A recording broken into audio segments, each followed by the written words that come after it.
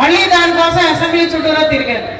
ఆర్ఎండ్బి మినిస్టర్ గారిని అడిగి ఈ ప్రధాన ఆర్ఎండ్బి రోడ్డు మనకి అవ్వడం చాలా ముఖ్యమని చెప్పి దాన్ని మళ్ళీ ఆయనకి టోకెన్ వేయించి ఫైనాన్స్ డిపార్ట్మెంట్లో మాట్లాడి నిజంగా ఎన్డీఏ కూటమి ప్రభుత్వం సత్కార్యక్రమాలన్నిటికీ ఎంత తొందరగా స్పందించుతుందని అనడానికి ఈ నా ప్రయాణమే నీకు చెప్తున్నాను.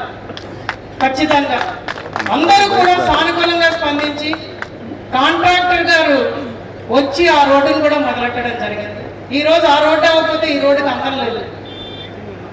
ఖచ్చితంగా రోడ్డు వెడల్పులో ఎంక్రోచ్మెంట్స్ ఉంటే స్వచ్ఛందంగా ఆ ఇళ్ల వాళ్ళందరూ కూడా అది కొట్టుకొని ఈ కార్యక్రమంలో భాగస్వాములై ఇది రాముడి కోవిల ఈ రామతీర్థాలు అభివృద్ధి చెందాలని మీరందరి ఆకాంక్షిస్తూ నాకు తోడ్పాటుగా నిలిచినందుకు కూడా మీకు ఇంకొకసారి ధన్యవాదాలు తెలుపుకుంటున్నాను. ఆ రోడ్డు పూర్తయింది, కాలం పూర్తయింది, ఇంకా కొన్ని పనులు ఉన్నాయి, అయిపోతాయి.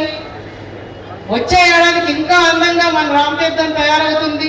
అలాగే మన ఎండోమెంట్స్ మినిస్టర్ గారు ఫండ్స్ మంజూరు చేస్తే గోపురాలు కూడా కట్టుకొని దాని మీద కూడా ప్రత్యేక శ్రద్ధతో ముందుకు తీసుకువెళ్తామని మీ అందరికీ తెలియజేస్తూ రామతీర్థాలకు వస్తుంటే ఆ మధ్యలో ఉన్న కల్వట్టు అక్కడికి వచ్చేసరికి రామతీర్థం వస్తామని తెలిసిపోయేది. అటు నుంచి వచ్చిన వాళ్ళందరికీ వాసన, కాలువ నీళ్లు, ఇంట్లో వాడుకున్న నీళ్ళని రోడ్డు మీదే ఉన్నాయి.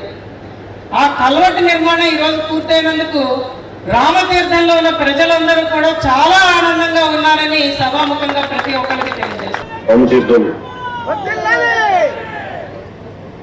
గిరి ప్రదక్షిణ రోడ్డు ఓపెనింగ్ సందర్భంగా కార్యక్రమానికి విచ్చేసిన గౌరవ జిల్లా మంత్రివర్యులు, రాష్ట్ర హోంశాఖ మంత్రులు వంగల్పూడి అనిత శ్రీమతి వంగల్పూడి అనిత గారికి, సీనియర్ పొలిటికల్ లీడర్ గౌరవ దేవాదాయ శాఖ మంత్రివర్యులు శ్రీ ఆనంద్ రామనారాయణ రెడ్డి గారికి నా హృదయపూర్వక నమస్కారం. మంత్రివర్యులు కొండపల్లి శ్రీనివాస్ గారికి, పార్లమెంట్ సభ్యులు కలిసిటి అప్పలనాయుడు గారికి, గౌరవ శాసనసభ్యులు మరల శ్రీమతి లోకం మాధవి గారికి, బీజేపీ విజయనగరం జిల్లా అధ్యక్షుడు పార్టీల పార్టీ రాకేశ్వర్ గారు, ఎమ్మెల్యే విజయనగరం శ్రీమతి పూసపాటి విజయలక్ష్మి గజపతి రాజు గారు నా హృదయపూర్వక నమస్కారం. గత ప్రభుత్వం రామతీర్థం అనగానే రాముడి తల శనిచ్ఛేదం జరిగింది మనకు గుర్తుండిపోయింది. ఈ రోజు దశాబ్దాలు అడుగుతూ ఉన్నారు. ఈ రోడ్డు ఒక 3.70 కిలోమీటర్ల రోడ్డు రాళ్ళు రప్పలతోటి ముళ్ళ కంపలతో నిండిపోయిన రోడ్డు చాలా కష్టంగా ఉండేది.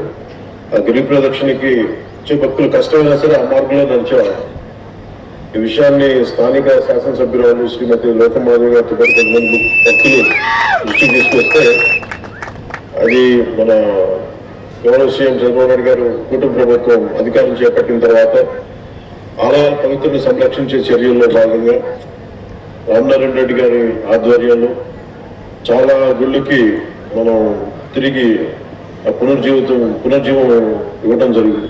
దాంట్లో భాగంగానే ఈరోజు మన రామతీర్థం గుడికి 3.70 కిలోమీటర్ల రోడ్డు 3,50,00,000 ప్రత్యేకించి జాతీయ గ్రామీణ ఉపాధి హామీ పథకం కింద గిరి ప్రదర్శన మార్గంలో బీటీ రోడ్డు నిర్మించాం. అధికారుల సహకారం శ్రీరామనవమికి 2 రోజుల ముందే ఈ రోడ్డుని అందుబాటులోకి తీసుకురావడం అధికారులకు మనస్ఫూర్తిగా నా ధన్యవాదాలు తెలియజేస్తాను.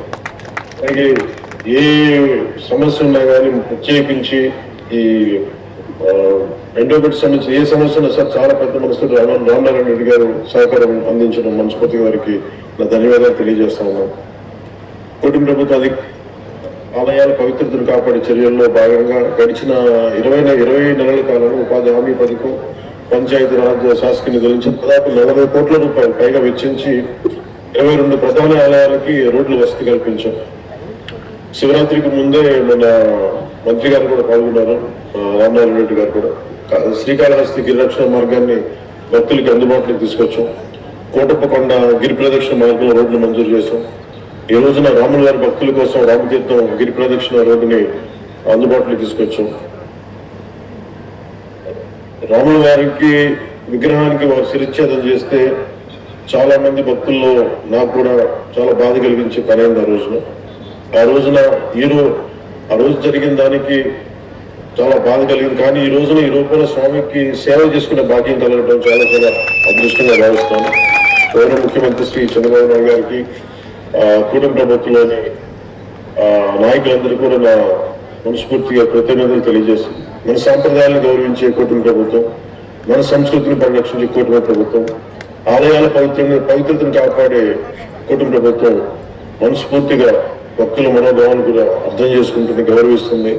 అలాగే ముందు ధర్మ పరిరక్షణ సంబంధించిన ఎలాంటి బాధ్యతలైనా భుజం మీద వేసుకొని ముందుకు తీసుకెళ్తామని తెలియజేసుకుంటూ ఈ కార్యక్రమంలో పాల్గొన్న ప్రతి ఒక్కరికి నా హృదయపూర్వక ధన్యవాదాలు తెలియజేసుకుంటాను. జిల్లా మ్యాజిస్ట్రేట్ విజయనగరం శ్రీ ఎన్ రామచంద్ర రెడ్డి గారికి కూడా మనస్ఫూర్తిగా ధన్యవాదాలు తెలియజేసుకుంటూ సెలవు తీసుకున్నాను. కూడా పాల్పంచుకోవడం ఇన్ఛార్జ్ మినిస్ట్రీగా నా పూర్వజన్మ సుకృతం కింద భావిస్తున్నాను. ఎందుకంటే ఉత్తరాంధ్ర వాళ్ళకి కానీ రామతీర్థాలు అనేసరికి ఒక రకమైన సెంటిమెంట్.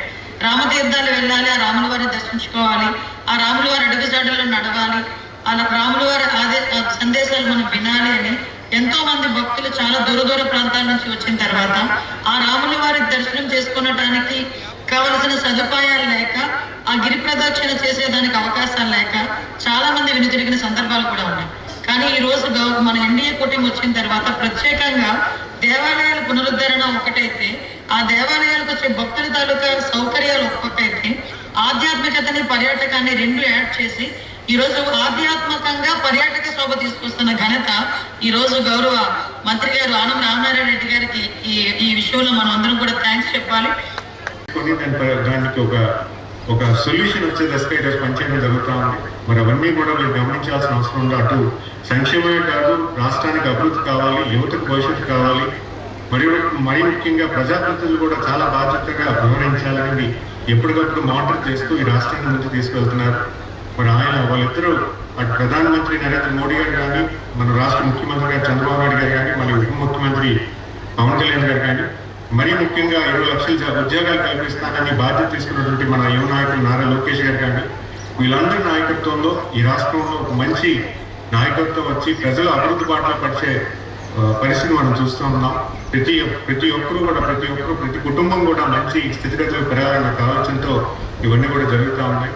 మరి ఈరోజు ముఖ్యంగా ఈ గిరి వలయం ఏదైతే గిరి ప్రదర్శన కోసం కట్టారో దాన్ని ఈరోజు ఓపెనింగ్ చేయడం. ఎందుకంటే ఈరోజు గిరి ప్రదర్శన అనేది అందరికీ కూడా ఒక నమ్మకం. ఏదైతే కోదండరామ టెంపుల్ మనందరికీ కూడా 2 సార్లు చేస్తాము. ఒకటి మహాశివరాత్రి, అలాగే వైకుంఠ ఏకాదశి చేస్తారు.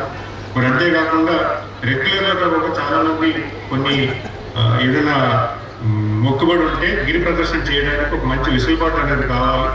సో దానికి పెద్దగా బాధ్యత తీసుకొని ప్రజాప్రతినిధులు, అలాగే అధికారులు, ఉన్నతాధికారులు అందరూ కూడా దీని బాధ్యత తీసుకొని కంప్లీట్ చేయడం చాలా మంచి విషయంగా భావిస్తున్నాను. ఎందుకంటే ఈ పవిత్ర పుణ్యక్షేత్రంలో ఈరోజు పవన్ కళ్యాణ్ గారి నాయకత్వంలో ఈ కార్యక్రమం ఒక అసాధారణ కార్యక్రమంగా భావిస్తూ ఇంత మంచి క్షేత్రంలో ఈ కార్యక్రమం చేయడానికి ఇవాళ సనాతన ధర్మానికి ప్రతీకగా నిలబడినటువంటి పవిత్ర క్షేత్రంలో మన ఉప ముఖ్యమంత్రి గారు స్వయంగా వారు నిధులిచ్చి వారి శాఖ ద్వారా ఈ కార్యక్రమాలని చేయడం అనేటువంటిది చాలా గొప్ప విషయం. నేను ఇవాళ మీ అందరికీ మనవి చేస్తా ఉన్నా, కూటమి ప్రభుత్వం వచ్చాక రాష్ట్రంలో గౌరవ ముఖ్యమంత్రి చంద్రబాబు నాయుడు గారు కానీ, ఉప ముఖ్యమంత్రిగా పవన్ కళ్యాణ్ గారు కానీ, అలాగే యువ నాయకుడిగా నారా లోకేష్ గారు కానీ ఈ రాష్ట్ర సర్వతోముఖాభివృద్ధికి త్రిమూర్తులుగా కలిసి పనిచేస్తూ భారత ప్రధాని శ్రీ నరేంద్ర మోడీ గారి ఆశీస్సులతో పెద్ద ఎత్తున అన్ని కార్యక్రమాలు చేయడం జరుగుతుంది. సంక్షేమం, అభివృద్ధితోటి ఆధ్యాత్మిక ఆంధ్రప్రదేశ్ని మన రాష్ట్రంలో ప్రతి కుటుంబానికి దైవత్వం మీద, హిందుత్వం మీద, హిందూ మత ప్రచారం మీద కలిసి వాళ్ళందరితోటి ఉన్న భావాలను పంచుకుంటూ వారి మనోభావాలకి దగ్గరగా ఈ కార్యక్రమాలన్నీ చేస్తూ ఉన్నాం. ఇవాళ ఇప్పుడే మాధవ్ గారు చెప్పారు, 10,000 మందితో ప్రారంభమయ్యేటువంటి గిరి ప్రదక్షిణ కొద్దిగా రోడ్డు మొదలుపెట్టినప్పుడే ఇది 40-50 వేల మందికి గిరి ప్రదక్షిణానికి అనువుగా తయారైంది అని, రాబోయేటువంటి గిరి ప్రదక్షిణ కార్యక్రమంలో అది ఇంకా ఎక్కువ అవుతుందని, ఎక్కువ కావాలి. ఈ ప్రభుత్వం కోరిక కూడా అది. ఎక్కువ మంది ప్రజలు ఇటువంటి ఆధ్యాత్మిక కార్యక్రమంలో పాల్గొనాలి అనేటువంటిదే ఇవాళ మన ప్రభుత్వం యొక్క విధానం, మన లక్ష్యం. మన ముఖ్యమంత్రి గారు, ఉప ముఖ్యమంత్రి గారి కోరిక కూడా అందరూ దీనిలో భాగస్వాములు కావాలనేటువంటిదే ఈరోజు మనందరి యొక్క ఆలోచన విధానం. చేయాలి. మేడం గారి పర్సిస్టెన్స్ అంటే ఎంత కంటిన్యూస్గా దాని మీద శ్రమపడి ముందుకు తీసుకొచ్చారనే విషయం మీకు చెప్పాలి. మేము యాజ్ అన్ ఆఫీసర్ మనమైతే రూల్స్ ప్రకారం వెళ్ళాలనే ప్రయత్నిస్తాం కాబట్టి, అమ్మ ఇది రూల్ ఒప్పుకోదు, వీళ్ళు అక్కడ మనకు రెజల్యూషన్స్ కావాలి వేరియస్ లెవెల్స్లో, సో మేము ఇవ్వలేము అని వచ్చిన కొత్తలో చెప్పడం అయితే జరిగింది. కానీ మేడం స్కూల్ విద్యార్థినిలాగా మేడము ప్రసాద్ గారు కూడా ఎక్కడున్నా సో ప్రతిరోజు వచ్చేవాళ్ళు ఆల్మోస్ట్ అప్పుడైతే ఇది కావాలని. దెన్ ఒకసారి నేను ప్రశస్తత ఒకసారి చూశాను. చాలా ప్రసిద్ధ టెంపుల్ మనకు ఉండేది. ఇక్కడికి వచ్చినప్పుడు మొన్న కూడా చూశాను, ఒక ప్రశాంతత ఉంది. మనమంతా అదృష్టవంతులం, ఇక్కడ ఉండి స్వామివారి సన్నిధిలో ఎంత ప్రశాంతత పొందుతున్నామంటే చాలా అదృష్టవంతులం మనమంతా కూడా. సో ఈరోజు మేడం గారి కృషి వల్ల ఈ రోడ్డు వచ్చింది, వేరే ఏమీ కాదు మనకి. సో మేడం గారు, ఎమ్మెల్యే గారు కృషితో, అలాగే గౌరవ డిప్యూటీ సీఎం గారు, గౌరవ చీఫ్ మినిస్టర్ గారు, వీరు ముందు డబ్బులు శాంక్షన్ చేయడం ఒక 2 కోట్లు, ఆ తర్వాత మనం ఎన్ఆర్ఈజిఎస్తో లింక్ పెట్టుకొని ఆ లింక్ ద్వారా మనకు ఆల్మోస్ట్ 3.4 కోట్లు తీసుకొని వచ్చి రోడ్ అయిప్ చేయడం అనేది ఎంతో ఆనందించదగ్గ విషయం. స్థానిక ఎమ్మెల్యే గారిని అభినందించదగ్గ విషయం. ఈరోజు మనం చూసుకుంటే కొండలో ఒక్క రాముల వారే కాకుండా బౌద్ధ, అలాగే మన జైన మతాలకు సంబంధించిన కొన్ని ఇవి కూడా ఉన్నాయి, పైన ఉన్నాయి. అంటే మనకి ఈ ప్రదేశంలో ఎంతో పురాతనంగా బౌద్ధ ధర్మాలు, జైన ధర్మాలు, హిందూ ధర్మాలు బోధించిన ఒక పవిత్రమైన ప్రదేశంలో మనం అంతా ఉన్నాం. సో ఈ ప్రదేశాన్ని మనం ఒక పవిత్రంగా భావిస్తూ ఒక గిరి ప్రదక్షిణ రోడ్డు ఈరోజు ఏర్పాటు చేసుకొని అందులో ఆల్మోస్ట్ ఒక 10,000 మంది భక్తులు గిరి ప్రదక్షిణ చేస్తారంటే అది ఎంతో గొప్ప విషయం. దాంట్లో మనం అంతా భాగం కావడం కూడా ఎంతో గొప్ప విషయంగా భావిస్తూ మీ అందరూ ఈ అవకాశం ఇచ్చినందుకు ధన్యవాదాలు. Thank you.